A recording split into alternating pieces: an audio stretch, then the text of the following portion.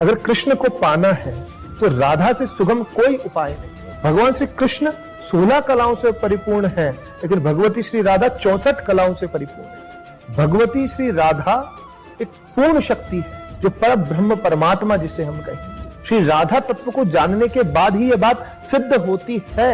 उस पर ब्रह्म का प्रेम अवतार या प्रेम स्वरूप श्री राधा है। तो श्री राधा जी की कृपा से ही श्रीमद् भागवत की रचना हुई। और सुखदेव जी जब भी श्री राधा का स्मरण करते थे या नाम लेते थे, रा बोलने से ही उनकी समाधि लग जाती। राधा नाम के अंदर इतनी शक्ति है, क्योंकि भगवती राधा करुणामयी। भगवती राधा की कृपा पर कोई भी कानून लागू नहीं होता। जिस पर भी राधा ने कृपा कर दी, उस मनुष्य का कल्याण निश्चित है। फिर वहां ब्रह्मा जी के विधि के कानून लागू नहीं होते। अगर कृष्ण को पाना है तो राधा से सुगम कोई उपाय नहीं।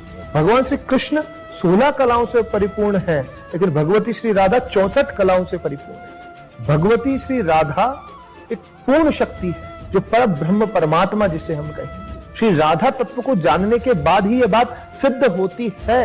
उस पर ब्रह्म का प्रेम अवतार या प्रेम स्वरूप श्री राधा है। तो श्री राधा जी की कृपा से ही श्रीमद् भागवत की रचना हुई। और सुखदेव जी जब भी श्री राधा का स्मरण करते थे या नाम लेते थे, रा बोलने से ही उनकी समाधि लग जाती। राधा नाम के अंदर इतनी शक्ति है, क्योंकि भगवती राधा करुणामयी। भगवती राधा की कृपा पर कोई भी कानून लागू नहीं होता। जिस पर भी राधा ने कृपा कर दी, उस मनुष्य का कल्याण निश्चित है। फिर वहां ब्रह्मा जी के विधि के कानून लागू नहीं होते।